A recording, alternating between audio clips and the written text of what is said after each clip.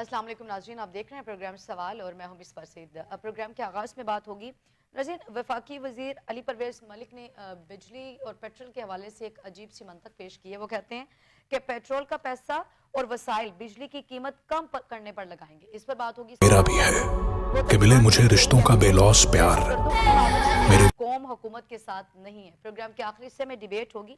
پارلیمانی قومی سلامتی کمیٹی کا ان کیمرہ اجلاس میرا بھی ہے کہ ملے مجھے رشتوں کا بے لوث پیار۔ تمام تر موضوعات آج کی ڈیبیٹ کا حصہ ہوں گے اور ان پر مدلل گفتگو کرنے کے لیے میرے ساتھ اسٹوڈیو میں موجود ہیں احسن ضیاء صاحب، سینئر اینالسٹ ہیں، قومی اور بین الاقوامی امور پر گہری نظر رکھتے ہیں۔ فرسٹ آف آل السلام علیکم احسن ضیاء صاحب۔ سب سے پہلے تو جو علی پرویز ملک صاحب نے ایک منطق پیش کی ہے اس پر بات کریں گے۔ وہ کہتے ہیں کہ پیٹرول کا پیسہ اور وسائل جو ہے وہ بجلی کی قیمت کم کرنے پر لگائیں گے۔ کیسے دیکھتے ہیں آپ ان کی سٹیٹمنٹ کو؟ دیکھیں، میں ان کی سٹیٹمنٹ کو یہ سمجھتا ہوں کہ یا تو انہیں بالکل نالج نہیں ہے، یا وہ خود میرا خیال ہے تھوڑا سا بدھو بن رہے ہیں کہ انہیں پتہ نہیں ہے کہ پاکستانی قوم اتنی بھی بیوقوف نہیں ہے کہ آپ جتنا بنانا چاہیں گے اور جو آپ کہیں گے وہ مان لے گی اور اسی طرح منون تسلیم کر لے گی۔ اچھا، بات یہ ہے کہ جس طرح آپ سرکاری طور کے اوپر سرکار جو ہے عوام کی جیبوں پر اس وقت ڈاکہ مار رہی ہے، اس کی بنظیر پاکستان کی تاریخ میں کہیں نہیں ملتی۔ اور یہ تسلسل میں یہ نہیں کہتا کہ اسی گورنمنٹ کا ہے، اس سے پچھلی گورنمنٹ کا جو وتیرہ تھا وہ بھی یہی تھا۔ علی پرویز ملک صاحب جو ہیں، یہ پرویز ملک صاحب ایم این اے ہوا کرتے تھے، ان کے یہ صاحبزادے ہیں، بڑے اچھے آدمی ہیں، نفیس آدمی ہیں، بڑی اچھی گفتگو بھی کرتے ہیں، لیکن ان کی جو سٹیٹمنٹ دیکھی ہے میں نے آج، وہ یہ سمجھتے ہیں کہ پاکستانی عوام کو شاید کوئی علم نہیں ہے، نالج ہی نہیں ہے، اور جو یہ کہیں گے وہ مان لیں گے، اور پھر جس طرح یہ کہتے چلے جائیں گے، اور پھر یہ جتنا مرضی چھاتی ٹھونک کر یہ کہیں گے کہ ہم نے عوام کو ریلیف دیا تو عوام مان لیں گے۔ نہیں، علی پرویز ملک صاحب ایسا نہیں ہے، لوگوں کو بالکل سمجھ ہے، اور آپ کان ادھر سے پکڑیں یا ادھر سے پکڑیں یا ادھر سے پکڑ لیں۔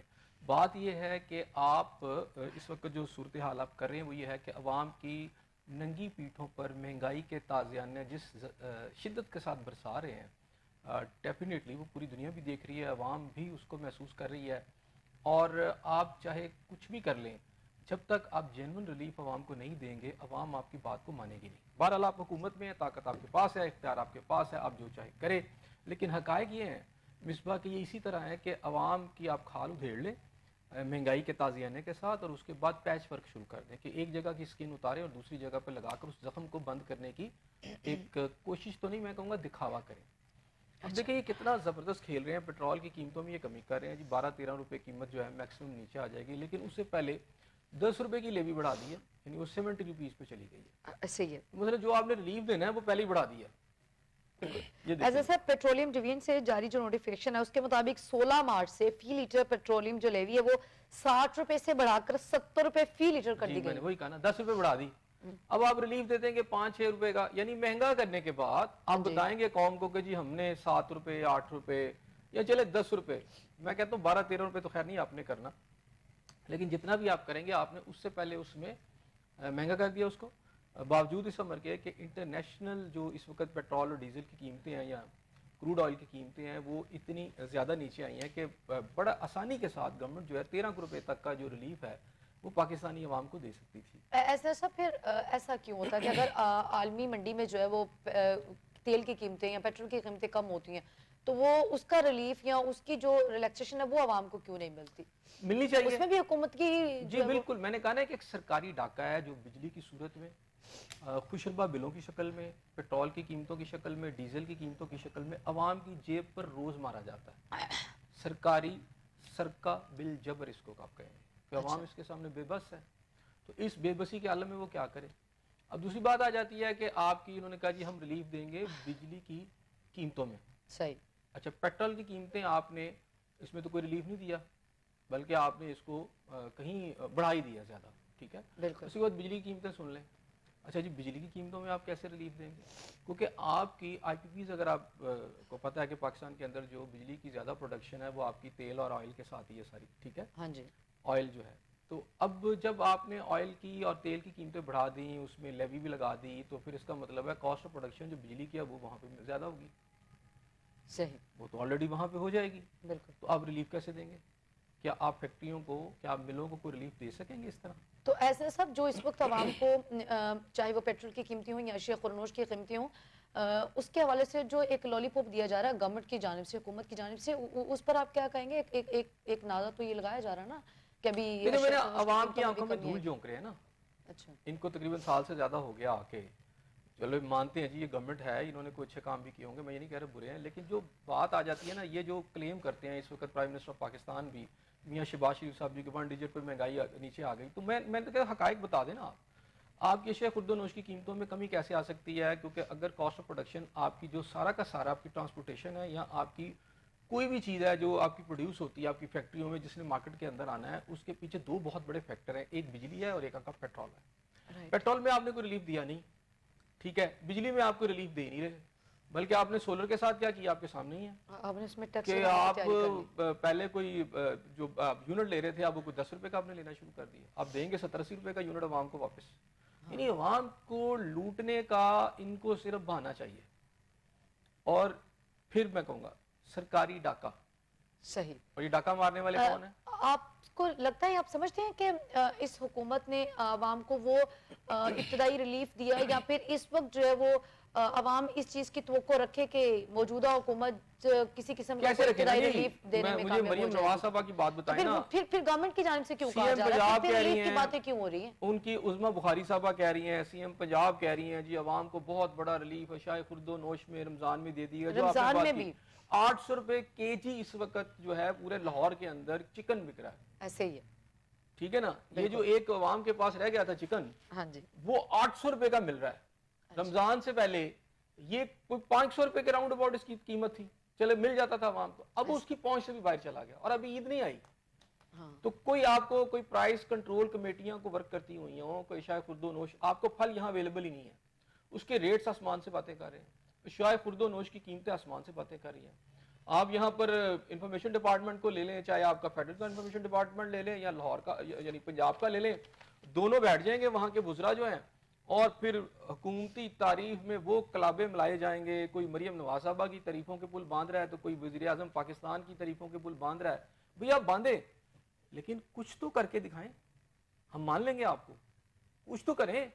800 روپیہ ایک عام آدمی جس کے پاس وہ گوشت دوسرا تو کھا نہیں سکتا, رائٹ, نہ وہ بڑا گوشت کھا سکتا ہے, بیف کھا سکتا ہے, نہ وہ مٹن کھا سکتا ہے, چکن بھی اس کی قوت خرید سے چلا گیا ہے, تو مجھے بتائیں کہ کس بات کی تعریف آپ کی کریں. بالکل 10 روپے آپ جو ہے اس وقت آپ نے وہ اس کی جو اس میں ٹیکس جو ہے ایک اضافہ کر دیا آپ نے پیٹرول پر لیٹر کی قیمت میں, ٹھیک ہے. اسی طرح آپ نے بجلی آپ کی مہنگی ہے, آپ نے سولر جو آپ نے پورا سسٹم پہلے لگوایا انکریج کر کر کے, جب لوگوں نے لگا لیا تو آپ کو پتا چلا کہ وہ ہماری تو لوٹ مار ختم ہو جائے گی, تو آپ نے اس کے ساتھ جو ایک نئی پلاننگ شروع کر دی ہے تاکہ لوگ اس سے بھاگی جائیں, سولر لگائیں نا. سو عوام کو کہیں سے اگر کوئی ریلیف ملتا ہے نا, تو یہ حکومت, یہ ارباب اختیار جو اس ملک کا مصباح اشرافیہ ہیں, حکمران اشرافیہ, یہ کسی صورت میں آپ کو دینے کو تیار نہیں. تو جو ایسے صاحب جو پرائس کنٹرول کمیٹیاں تشکیل دی جاتی ہیں, بنائی جاتی ہیں, اگر انہوں نے کام ہی نہیں کرنا یا وہ ورکنگ پوزیشن میں نہیں ہے تو پھر ان کو بنایا کیوں جاتا ہے؟ پھر تو یہ کہا جاتا ہے پرائس کنٹرول کمیٹیاں کام کر رہی ہیں, دیکھیں کام بہت اچھا ہو رہا ہے. میں تو کہتا ہوں جی مریم نواز صاحب ذرا آئیں نا مارکیٹ کے اندر, آئیں ذرا آ کر چیک کریں, ذرا آٹے کا اور دال کا بھاؤ پتہ کریں, ساتھ عثمیٰ بخاری صاحبہ کو بھی لے کر آئیں. یہ سارے ان کے نزدیک تو آ کے ذرا ایک عام پرائیویٹ معیشت مستحکم ہو چکی ہے. کہیں یوٹیلیٹی بل جو یوٹیلیٹی سٹور سے وہ آپ نے بند کر دیا, آپ نے کہا کرپشن بڑی ہے, اب جو اپنی آپ نے جو کابینہ ہے اس کو فوج ظفر موج کی طرح بڑھا کے رکھ دیا ہے, پارلیمنٹیرینز کی طرح آسمان پہ باتیں کر رہی ہیں, آسمان سے باتیں کر رہی ہیں. آپ ججز کی طرح دیکھ لیں, آپ بیوروکریٹس کی طرح دیکھ لیں, اور جو اللہ تللے ہیں نا جی, یہ دبا کے اس خزانے سے کر رہے ہیں, ٹھیک ہے. اور اس کے بعد یہ پاکستانی عوام کو کہتے ہیں کہ جی ہم آپ کے لیے ریلیف لے آئے ہیں. ہمیں تو نیند ہی نہیں آتی جی آپ کی وجہ سے, ہماری تو آنکھیں سرخ ہو جاتی ہیں جاگ جاگ کے کہ ہم نے آپ کو ریلیف کیسے دینا. آپ پرائم منسٹر صاحب کی آپ تقریر سن لیں, آپ مریم نواز صاحبہ کی تقریر سن لیں.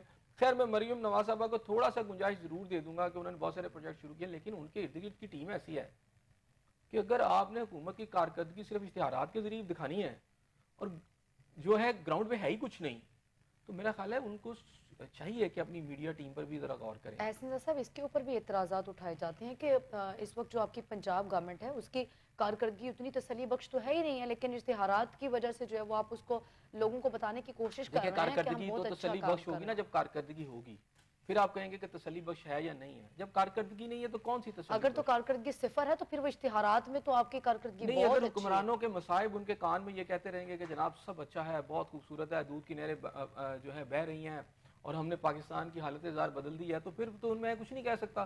پھر تو ٹھیک ہے وہ جو کہہ رہے ہیں اور وہ مان رہے ہیں.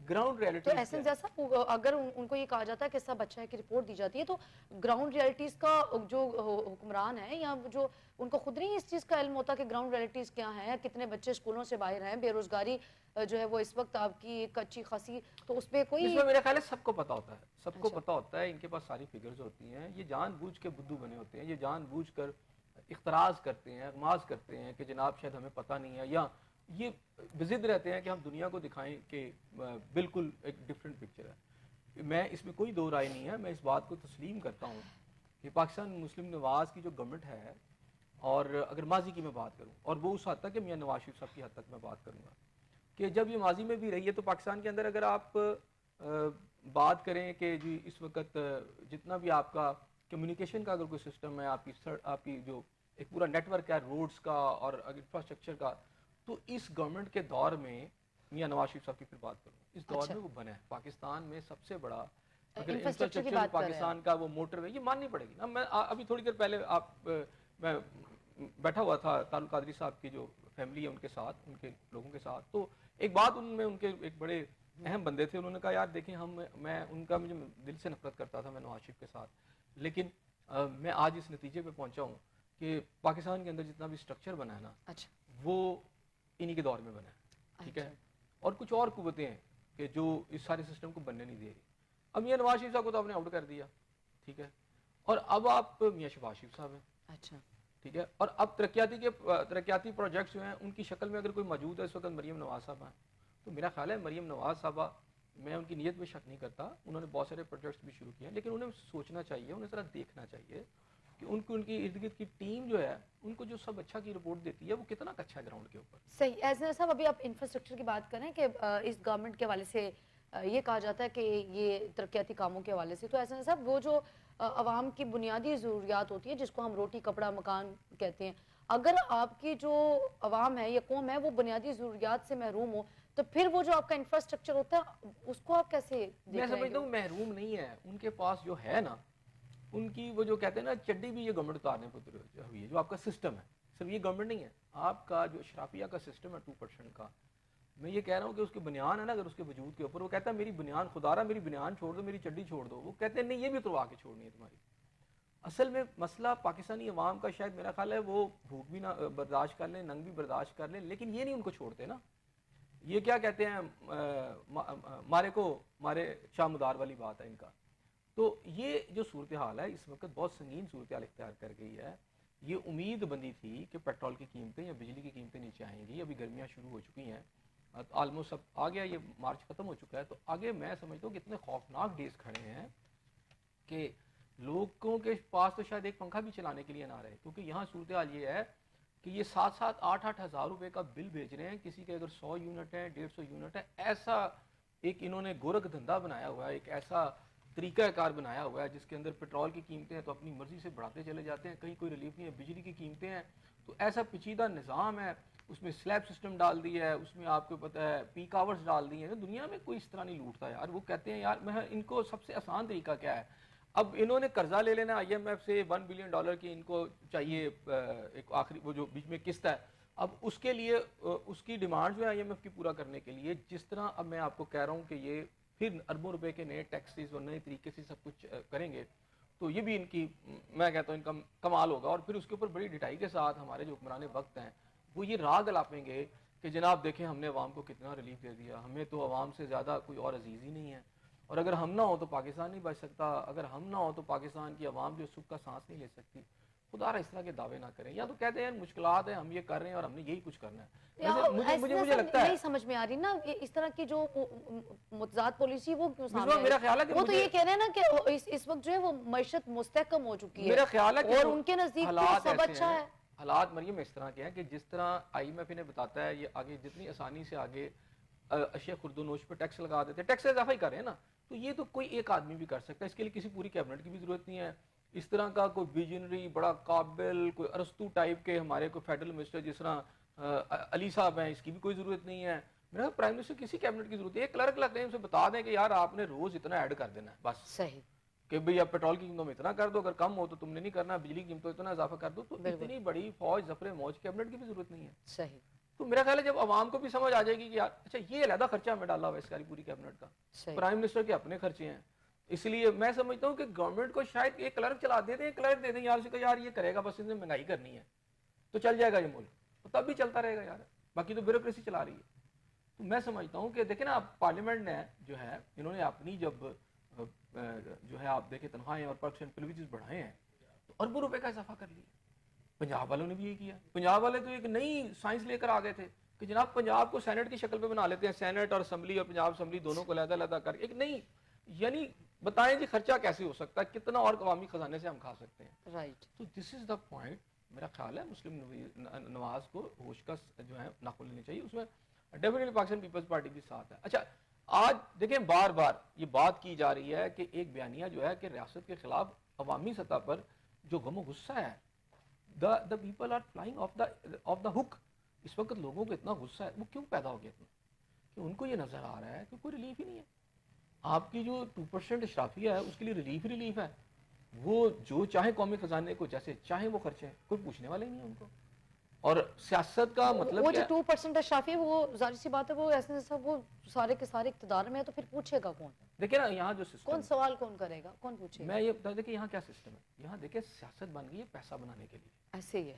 سیاست کو دو طریقے ہیں کرنے کے, ایک یہ ہے کہ آپ الزامات کی سیاست کریں اور پیسہ بنائیں, دوسرا ہے کہ آپ خدمت کریں.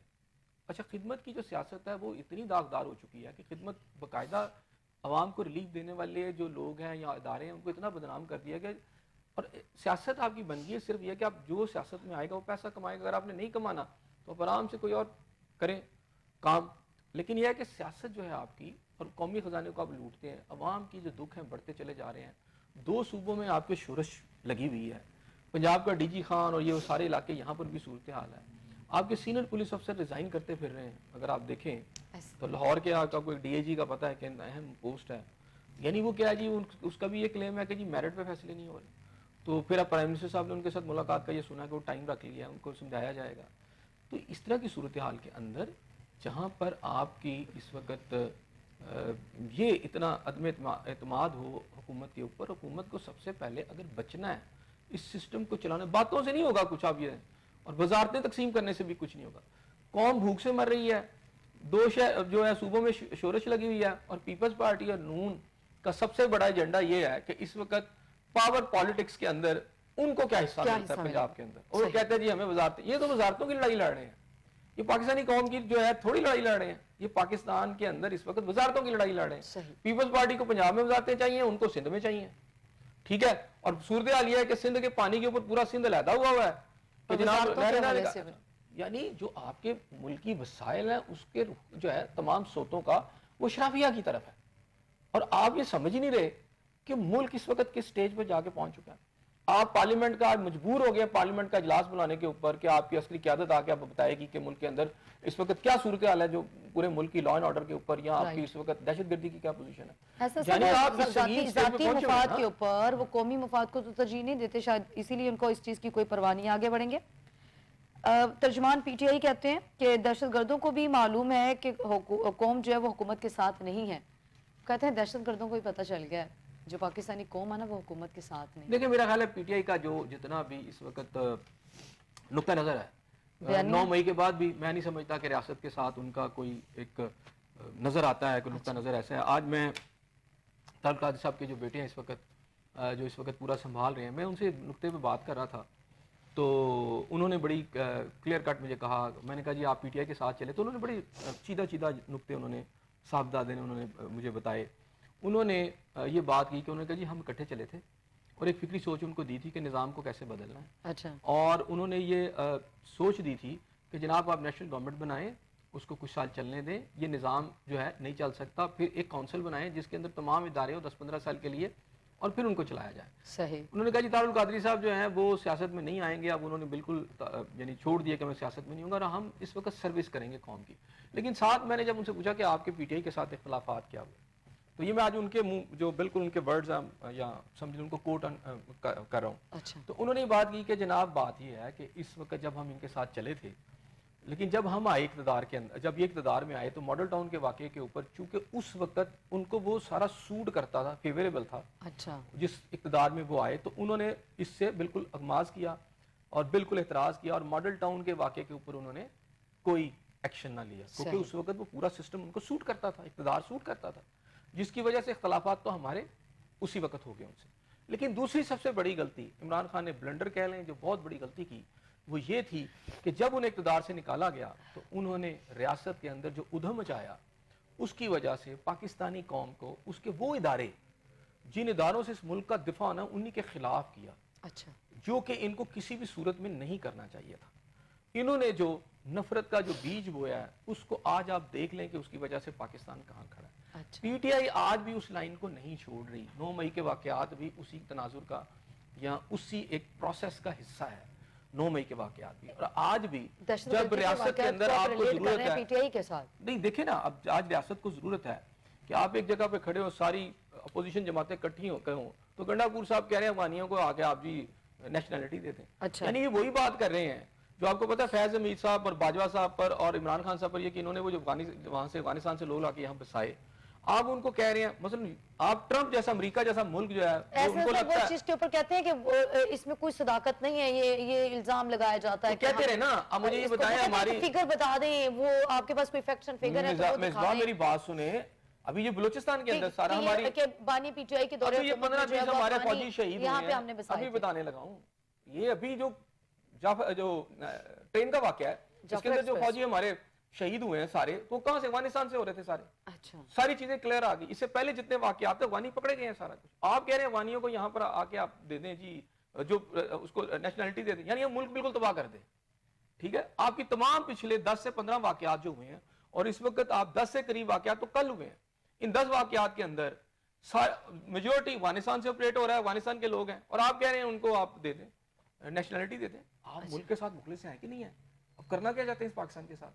دوسری بات یہ ہے کہ اب ٹرمپ جیسا جو آدمی ہے وہ پورے امریکہ کو اپنے اس کی سوچ ہے کہ میں نے محفوظ کرنا ہے، انہیں ساری دنیا کو نکال رہا ہے۔ آپ یہاں پر جو آپ کے ملک میں دہشت گردی پھیلا رہے ہیں، باقاعدہ اٹیکس کر رہے ہیں، پکڑے جا رہے ہیں، کالز پکڑی جا رہی ہیں، گرفتار ہو رہے ہیں، مارے جا رہے ہیں، آئیڈینٹی افغان گورنمنٹ کے لوگ ہیں وہاں پر، تو ان کو آپ کہہ رہے ہیں کہ جی ٹھیک ہے جی ان کو آپ دے دیں، اس کا کیا مطلب ہے؟ اس کا مطلب یہ ہے کہ آپ پاکستان سے نہیں افغانستان سے مخلص ہیں۔ تو میرا خیال ہے آپ پی ٹی آئی کے لوگوں کو سوچنا چاہیے۔ بہرحال ان کا ایک آپ یہ کہہ رہے ہیں ایسا صاحب کہ چونکہ ابھی ایپیکس کمیٹی میں جو ہے والمین گنڈا پور نے بھی افغانستان کے ساتھ مذاکرات کی بات کی تھی، جسے وفاقی حکومت کی جانب سے کوئی سنجیدگی نہیں دکھائی گئی تھی، تو کیا مذاکرات مسئلے کا حل نہیں ہے؟ مذاکرات کی بات ہی نہیں ہو رہی، مذاکرات نہیں، سیکنڈ پوائنٹ، مذاکرات کی تو بات ہی نہیں ہو رہی۔ مذاکرات تو گورنمنٹ پہلے بھی ان سے کر رہی ہے، وہ تو افغان گورنمنٹ کو اس لیے کر رہی ہے، لیکن افغان گورنمنٹ کو انگیج کرتے ہیں، لیکن افغان گورنمنٹ تیار نہیں ہے۔ نہیں ڈائیلاگ، میں اس کی بات ہی نہیں کر رہا، ٹیبل ٹاک میں تو بات کر رہا ہوں بھائی نیشنلٹی کی آپ نے ڈیمانڈ کر دی ہے نا آج۔ اچھا کن کو ڈیمانڈ؟ جو میرے ملک میں آ کے دھماکے کر رہے ہیں، جو میرے ملک میں آ کے عورتوں کو مار رہے ہیں، جو میرے ملک میں آ کر پوری افغان گورنمنٹ جو ہے جو کچھ کر رہی ہے پاکستان کے ساتھ اس وقت، ان کو ہم نیشنلٹی دے دیں، ان کو پکڑے نکالیں کہ ان کو نیشنلٹی دے دیں؟ یہ تھوڑا سوچنے والی بات ہے کہ آپ کا بیانیہ کیا ہے، ٹھیک ہے نا؟ آپ نے دیکھا کہ تھوڑے سے آپ حالات تھوڑے پاکستان کے زیادہ دہشت گردی ہوئی تو آپ ذرا چوڑے ہو کے بیٹھ گئے اور آپ نے کہا کہ جی ٹھیک ہے جی آپ دے دیں، یعنی آپ ان کی زبان بول رہے ہیں۔ کبھی آپ کہتے ہیں میں اسلام آباد کو فتح کرتے وہاں چلا جاؤں گا اور ادھر نکل جاؤں گا اور ادھر نکل جاؤں گا۔ آپ دیکھیں پاکستان کے ساتھ اس وقت کیا ہو رہا ہے۔ پاکستان کو اس وقت یہ ضرورت تھی کہ پاکستان کی عوام کو پہلے آن بورڈ لیتی گورنمنٹ۔ میں اسی لیے مہنگائی کے اوپر بول رہا ہوں آج کہ عوام اگر پریشان ہوگی تو اعتماد اداروں سے ختم ہوگا، اچھا ٹھیک ہے؟ دوسری بات آ جاتی ہے کہ آپ کی فوج اس وقت قربانیاں دے رہی ہے اور آپ فوج ہی کے خلاف پوری عوام کو کھڑا کیا ہوگا آپ نے۔ مثلا جو جعفر ایکسپریس پہ جنہوں نے حملہ کیا، اگر لاہور میں آ کے سب کو کرے اور آپ اس میں کوئی بھی آج ہو سکتا ہے نا نقصان، مجھے ہو سکتا ہے، آپ کے کسی چیز کو ہو سکتا ہے، کسی کو بھی ہو سکتا ہے، کیوں ہو پاکستان کے اندر؟ تو اس کے آگے جو بند باندھنے والی ہے وہ آپ کی فوج ہے، آپ کے ادارے ہیں، اب انہی کے خلاف آپ نے ایک مہم اٹھائی ہوئی ہے۔ تو آپ غور کریں کہ آپ کا طریقہ کار کیا، آپ کر کیا رہے ہیں؟ احسن صاحب اس وقت جو منتخب نمائندے ہیں آپ سمجھتے ہیں کہ وہ با اختیار ہیں؟ اگر تو جو منتخب نمائندے ہوتے ہیں ان کے اوپر عوام کا اعتماد بحال ہو تو پھر حالات سموتھ ہوتے ہیں۔ منتخب جو نمائندے ہیں ان کے اوپر اعتماد عوام نے کر کے انہیں بھیج دیا، اب یہ ان کا ایک رول ہے جو انہوں نے پارلیمنٹ میں جا کے کرنا ہے، ٹھیک ہے؟ پارلیمنٹ میں آج گوہر صاحب نے یہ بات کی کہ وہ کل جو اس وقت ہو رہی ہے بریفنگ ہوگی سیکورٹی حکام جو دے رہے ہیں، اس میں پی ٹی آئی نے فیصلہ کر لیا بیٹھنے کا، اچھی بات ہے، اس طرح رول پلے کریں نا, آپ آئیں بیٹھیں, پہلے آپ گم حالت میں تھے کہ آپ نے نہیں بیٹھنا, چلے آپ بیٹھیں اور وہاں اپنا ان پٹ دیں. پارلیمنٹ کے اندر آپ کو رول دیا کہ آپ کریں, کسی نے منع تو نہیں آپ کو کیا. پارلیمنٹ موجود ہے, پارلیمنٹ میں جائیں, پارلیمنٹ میں بات کریں. یہاں پنجاب کے اندر آئیں, باقی صوبوں کی پارلیمنٹ, آپ اپنی نقطہ نظر کو, کیونکہ پارلیمنٹ جو ہوتی ہے پوری قوم کی ایک آواز ہے. اس وقت پاکستان کے اندر جتنے بھی مسائل ہیں, اگر پارلیمنٹ ڈیل کرے گی, پارلیمنٹ کے اندر سے فیصلے آئیں گے اور درست فیصلے آئیں گے تو اس کا امپیکٹ آئے گا. اچھا دیکھیں یہ ٹیررزم, ایک بات میں آج آپ کو بتا دیتا ہوں کہ فیصلہ ہو گیا ہوا ہے اور فیصلہ بڑا سخت ہونا ہے اس بار, کوئی شورش نہیں بچنی, اچھا اور ایک بڑے لیول کے اوپر آپریشن اس وقت تیار کھڑا ہے. وہ جو تھا نا پہلے کہ وہ انٹیلیجنس بیس آپریشن, میری اطلاعات کے مطابق کہ اب انٹیلیجنس بیس سے کہیں آگے کی باتیں چلی گئی ہیں. اور اگر ہم نے ضرب اسپ اور یہ باقی ساروں میں کامیاب ہو گئے تھے اور آنے نہیں دیا تھا, اور اگر یہ پی ٹی آئی کے دور میں یہ سب کچھ نہ ہوتا تو شاید اس طرح کی سچویشن بھی نہ ہوتی. وہ جو بندے آپ نے دوبارہ انٹر کیے اور جس طرح آپ نے سارا کچھ کیا, اس کے امپیکٹ آیا نا. اب یہ آپ اپنے اداروں پر ایک پریشر بلڈ اپ کرنے کی کوشش کریں, لیکن ایک نقطہ نظر سامنے آ چکا ہے کہ جو صورتحال ہے وہاں ایک بڑے آپریشن کی دہشت گردی, آپ کہہ رہے ہیں دہشت گردی پی ٹی آئی کے دور میں جی بالکل جنگی طریقے صورتحال ہے اس تو وقت. 2008 میں کیا تھا؟ دیکھیں اگر آپ نے یہ نہ کیا تو افغانستان کے اندر سے نا, دیکھیں گریلا وار کے طرز کے اوپر پورا جو ہے نا زون ادھر شفٹ ہو چکا ہے اور وہ یہ ساری لڑائی آگے ادھر لڑنا چاہتے ہیں. تو اب یہ وقت آ گیا ہے کہ پاکستان کی فورسز ان کو بالکل کلینسنگ ان ایریاز کی کریں, کمپلیٹ کلینسنگ, اور کسی کو نہیں چھوڑے کہ جو پاکستان کے اندر آ کے ہمارے بچوں پہ اٹیک کرتا ہے, ہماری عورتوں پہ اٹیک کرتا ہے, ہمارے گھروں پہ اٹیک کرتا ہے. دیکھیں ہم تو آپ کے ساتھ چلتے رہے ہیں, کئی دہائیوں سے آپ کو پناہ دی ہوئی ہے, اور کسی بھی ایشو پہ محرومیوں کی بات کرتے ہیں. محرومیاں کے پنجاب میں نہیں ہے تو کیا پنجاب کے لوگ اٹھ کے فوج پہ حملے کرنا شروع کر دیے؟ یہاں سندھ میں نہیں ہے کہ فوج پہ حملے شروع ہو گئے ہیں؟ ایسا نہیں ہوتا. محرومیوں کی زبان آپ دکھا کر یا بول کر, اور آپ ایک پورے ملک کی, آپ یہ سمجھے کہ افغانستان باقاعدہ آپ کے ساتھ ایک جنگ میں چلا گیا, اور افغانستان جو ہے اس وقت آپ کا کوئی دوست ملک نہیں ہے. اگرچہ کہ آج تھوڑی سی ان کی بارگیننگ کے بعد وہ تھوڑا سا انہوں نے کھولا ہے کہ ٹھیک ہے ٹریڈ شیٹ دوبارہ شروع ہو, لیکن آپ کو یہ سمجھنا ہوگا کہ ایک بڑی آرگنائز طریقے سے پاکستان کے اندر اس وقت ٹیررزم کو بڑی سطح پہ پھیلانے. آپ کہتے ہیں کہ یہ جو وہ بلوچ محرومی ہے یہ اس کا رد عمل نہیں ہے, ایک طبقہ یہ بھی کہتا ہے کہ یہ بلوچ محرومیوں کا رد عمل ہے. میں نے کہا پنجاب میں اس سے زیادہ محرومیاں ہیں. پنجاب کی عوام کے ساتھ کیا محرومیاں نہیں ہیں؟ ابھی ہم نے مہنگائی پہ جو رونا رویا ہے, کیا یہ محرومیوں کا رونا نہیں تھا؟ رویا ہے نا. لیکن اس کا یہ مطلب تو نہیں ہے کہ ہم فوج پہ حملے کر دیں. کسی کو نوکری نہیں ملی تو فوج پہ حملہ کر دیں. ایسا سب ایک طبقہ یہ کہتا ہے کہ چونکہ وہ بلوچ محرومیوں کا یہ رد عمل ہے, اور چونکہ ان کو وہ اتنا دبایا, ایسا سب وہ کہتے ہیں ان کو اتنا دبایا جا چکا ہے کہ اب ان کو کوئی راستہ نظر نہیں آتا, ان کو کوئی چارہ نظر نہیں آتا. ان کے وڈیروں نے ان کو دبایا. وہ مسنگ پرسن والا وہ کرتا رہے نا مسنگ پرسن والے, جب وہ اٹیک کرتے ہیں تو پھر کچھ تو ان کے ساتھ بھی ہوگا نا. یہ پنجاب کے لوگوں کو شناختی کارڈ دکھا کے جو مارا گیا ہے. میں آپ کو اپنے کزن کی بات بتا رہا تھا, میرے کزن تھے جو پنجابیوں میں سے ایک بندہ بچا, صرف سارے پنجابیوں کو باندھ کے انہوں نے گولیاں ماری ہیں. وہ بھی کسی طریقے سے اس کے ہاتھ کھل گئے تھے تو وہ علیحدہ ہو گیا, اور اس نے اپنا وہ پنجابی والا کارڈ چھپا لیا تھا. کیا پنجابی مزدور کا کوئی حق نہیں ہے کہ اس کو بلوچ مارے؟ وہاں تو آپ ہمارے شناختی کارڈ دیکھ کے مار رہے ہیں. یہاں کون بلوچیوں کو یہاں مارا ہے پنجاب کے اندر آنے پہ؟ نہیں. تو کوئی بہانہ بنا کر آپ اغیار کی جنگ لڑ رہے ہیں. پیچھے را کھڑی ہے, ادھر افغان گورنمنٹ کھڑی ہے, پاکستان کے دشمن ملک. یہ بلوچوں کا جو احساس مرومی کا جو بات ہے اس کی بیس بنا کر پاکستان کے اندر باقاعدہ ایک جنگ چھڑی جا رہی ہے, ایک جنگ لائی جا رہی ہے. تو اس کا مقابلہ کرنا ہے اپنی نیشن نے, آپ نے. اور اس کے اندر گورنمنٹ کے لیے ضروری ہے کہ پاکستان کی عوام نے یہ لڑنا ہے. جنگیں محض فوجیں نہیں لڑتی, قومیں لڑتی. اور اگر قوم کو بالکل اتنا پتلا کر دیا جائے کہ اس کے پیٹ میں روٹی نہ رہے, اس کے پاؤں میں جوتی نہ رہے, اگر جا کے پاکستانی جو ہیں بڑے مضبوط لوگ ہیں وہ تب بھی اپنی فوج کے ساتھ کھڑے ہیں. لیکن آپ کو بھی سوچنا چاہیے کہ اس وقت وسائل جو ہے اگر آپ ہی سارے کھا جائیں گے تو احساس محرومی وہ بات ہے, ٹھیک ہے وہ بڑھے گا, وہ نہیں بھی خلاف نہیں لڑے گا تو وہ ساتھ لڑتے ہوئے 10 دفعہ سوچے گا, یا اس میں ہمت ہی نہیں ہوگی جانے کی لڑنے کے ساتھ. تو پاکستانی قوم کو اس وقت کمپوز کرنے کی ضرورت ہے, پاکستان کی پارلیمنٹ کو مضبوط کرنے کی ضرورت ہے. اگر اس وقت ہم موجودہ حالات کو دیکھ رہے ہیں, ایسا سب بیڈ گورننس جو ہے اس کے نئے ریکارڈ بھی قائم ہو رہے ہیں, اور اس کے ساتھ ساتھ ہم یہ بھی دیکھ رہے ہیں کہ کسی بھی جگہ جو ہے وہ ریاست کی رٹ قائم نہیں ہے. تو کیا یہ اس وقت کی جو گورنمنٹ ہے اس کی کارکردگی کے اوپر ایک بڑا سوالیہ نشان نہیں ہے؟ دیکھیں یہ آپ کو یہ بھی دیکھنا پڑے گا, یہ گورنمنٹ کو آئے بھی سال ہوا ہے, اس کے پیچھے جو کچھ ہوا ہے 2008 میں کون لوگ تھے, 2013 میں کون لوگ تھے, آپ سمجھتے ہیں کہ 2008 اور 2008 کے درمیان میں جو آپ کے گئے ہیں نا, یہ جو 4 سال پی ٹی آئی کے, اسی دور کے اندر آپ کے ٹیررسٹ پاکستان میں لا کے بسائے گئے ہیں. 9 مئی کے واقعات ان کے دور میں ہوئے ہیں. گورنمنٹ کا آج بھی گنڈا پور ان کی وہ جو ہے نا, سمجھے ان کا ریپرزینٹیٹیو ہے گنڈا پور صاحب, وہ آج کون سی لینگویج پی ٹی آئی گورنمنٹ کی بول رہے ہیں نا, لینگویج کس کی بول رہے ہیں وہ, کہ افغانوں کو جی آپ دے دیں, جی آپ آ کے یہاں پہ بنا دیں, یہاں پر ان کو آئی ڈی کارڈ بنا دیں اور یہاں پر ان کو جو ہے شہریت دے دیں, اور بھائی انہی کو دے دیں جو پاکستان میں آ کے دھماکے کر رہے ہیں, کیوں دیں؟ تو آپ کو یہ سمجھنا پڑے گا کہ آپ کا تو بیان نہیں آ رہا ہے. آپ نے ریاست کا میر جعفر, میر صادق, پتہ نہیں کیا کیا, کیونکہ آپ کو اقتدار سے باہر نکال دیا گیا تھا. جب آپ اقتدار میں تو آپ ٹھیک تھے, جب آپ باہر نکلے تو آپ نے ایسے توپوں کا رخ کیا کہ آپ نے پورے ملک کے اندر اعتماد کی فضا کو, عوام کو فوج کے خلاف نفرت کے لیے استعمال کیا.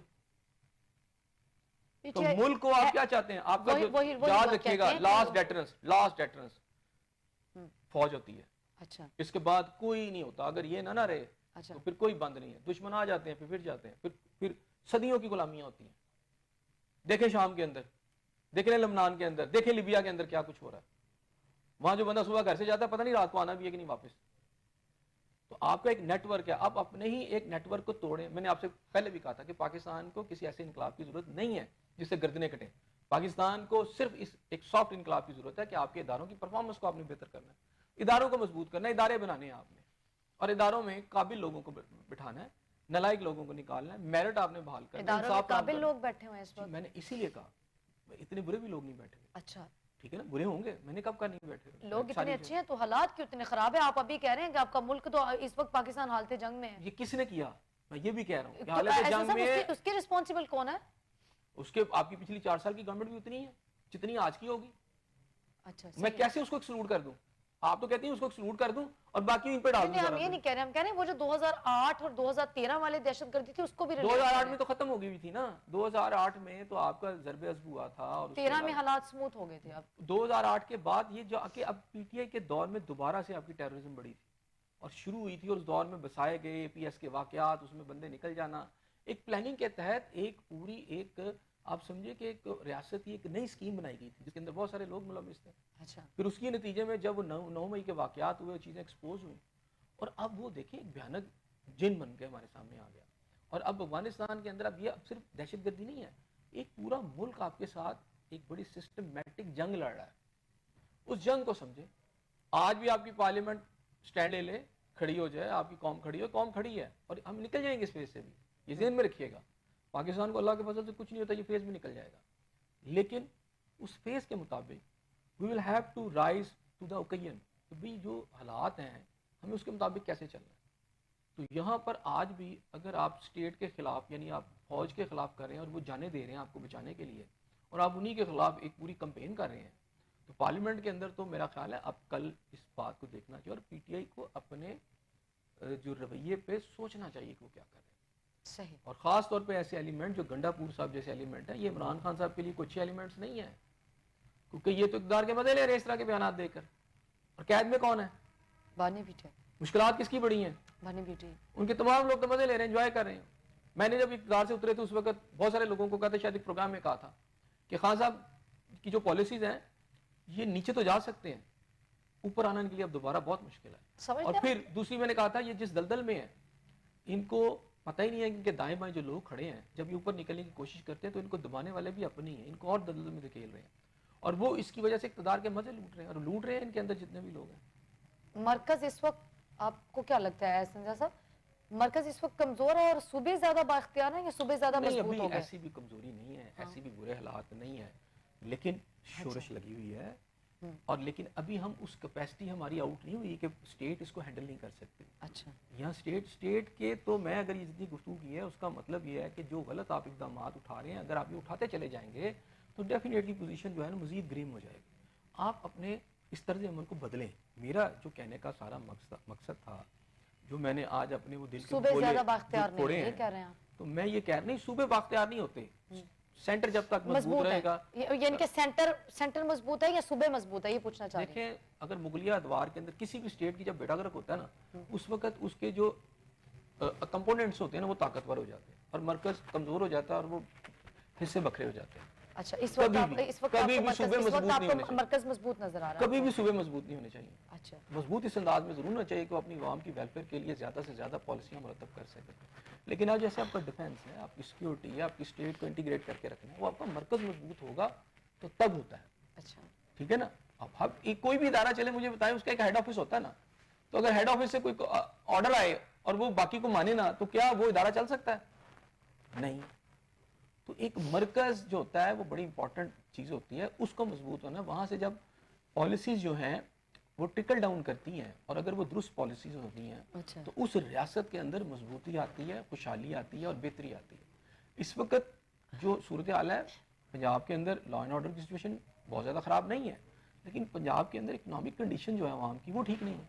پنجاب کے اندر بات کریں گے تو آپ کہیں گے کہ یہاں پر آپ لوگوں کی جو اکنامک کنڈیشن ہے، جو اس وقت وسائل ہیں ان کا رخ عوام کی طرف کریں، سندھ کی عوام کی طرف کریں. ٹھیک ہے. اگر وہاں پر ہے تو وہاں پر وہ لوگ جو انفلٹریٹ کر کے آ رہے ہیں، جو عام بلوچی ہے وہ دہشت گرد نہیں ہے. اچھا عام بلوچی پاکستان کے خلاف نہیں ہے، پاکستان کی فوج میں بھی ہے، پاکستان کے اداروں میں بلوچی محنت کر رہے ہیں. ایک عام سندھی، ایک عام پٹھان، یہ سارے پاکستان کے ساتھ وفادار ہیں. کچھ طبقات ہیں، کچھ ایلیمنٹس ہوتے ہیں اور وہ بیرونی قوتوں کا سہارا لے کر ایسا شو کرنے کی کوشش کرتے ہیں، ایسا پوز کرتے ہیں کہ جیسے پورے صوبے میں اس طرح کا ہو. اچھا جب آپ آپریشن کر کے ان کو نکال دیتے ہیں تو سکون ہو جاتا ہے، اور یہی ہونے جا رہا ہے. ایسے صاحب اتنی بڑی تعداد میں دہشت گردوں کا حملہ ور ہونا اور تقریباً 500 سے زیادہ مسافروں کو یرغمال بنانا انٹیلیجنس فیلئر نہیں ہے؟ جی بالکل ہے، اس میں نہیں، میں آپ کی بات مانتا ہوں. انٹیلیجنس فیلئر، ان کو وہاں تک پہنچ جانا یہ کہ انٹیلیجنس فیلئر ہے. پھر ان کو یہ پتا ہونا کہ جی اس ٹرین کے اندر اتنے فوجی ہیں جن کی شہادتیں ہوئی ہیں، تو یہ اس سے بڑی انٹیلیجنس فیلئر بلکہ لیکج ہے کہ ان کو یہ پتا تھا کہ اس ٹرین کے اندر کتنے فوجی جو ہیں، جوان جو ہیں وہ سفر کر رہے ہیں. تو اس انٹیلیجنس فیلئر کو اور سرویلنس فیلئر ہے. انٹیلیجنس تو ہو گیا نا کہ آپ کے لوگ وہاں پہ جاتے ہیں، ملتے ہیں، گھلتے ملتے ہیں. میرا خیال ہے ان کو چاہیے کہ انٹیلیجنس کرنی ہے نا تو پھر بلوچیوں کو ساتھ اس میں شامل کریں انٹیلیجنس کے، جو تاکہ آرام سے یعنی آسانی سے موو کر سکیں ان علاقوں میں. دوسری بات ہوتی ہے کہ سرویلنس کی، کہ جو آپ مختلف گیجٹس کے ساتھ اور دیگر طریقوں سے سرحدی علاقوں کی سرویلنس کرتے ہیں، وہ بھی میرا خیال ہے کہ آپ کی ٹھیک نہیں ہے، جس کی وجہ سے وہ آئے ہوں. اور کل بھی اگر 10-15 واقعات 24 گھنٹے میں ہوئے ہیں تو اس کا مطلب ہے کہ وہ ایٹ ول اپنی موومنٹ کرتے ہیں، ٹارگٹ کو چوائس کرتے ہیں اور وہاں پہ اٹیک کر رہے ہیں. تو اس کو روکنے کے لیے ضروری ہے کہ انٹیلیجنس اور جو ہے یہ باقی ساری چیزیں ہیں، اور جس کے اندر آپ کا نیشنل ایکشن پلان ہے اس کو ریوائیو کیا جائے. اور میرا خیال ہے اس کے اوپر اب کل پارلیمنٹ کے اوپر پارلیمنٹ میں بات ہو رہی ہے. یعنی دہشت گردوں کا حملہ ور ہونا اور پھر یکے بعد دیگرے اس طرح کے اتنے حملے ہونا یقینی طور پہ ایک انٹیلیجنس فیلئر ہے. بہت شکریہ احسن صاحب آپ کا. ناظرین آپ کا پروگرام دیکھنے کا بھی ہے شکریہ. فی الوقت مجھے اور احسن ضیاء صاحب کو دی اجازت. ملاقات ہوگی سیم چینل سیم ٹائم. اللہ نے کے